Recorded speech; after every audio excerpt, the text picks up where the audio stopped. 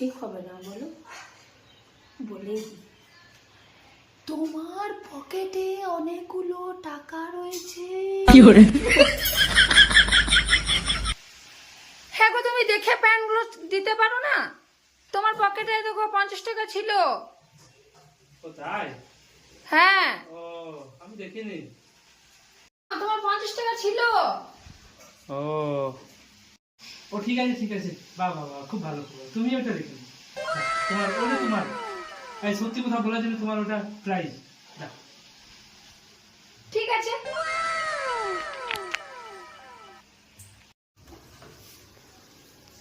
ও তো দিল, এটাকে চুরি করা বলে না। আমি তো বলেই দিয়েছি।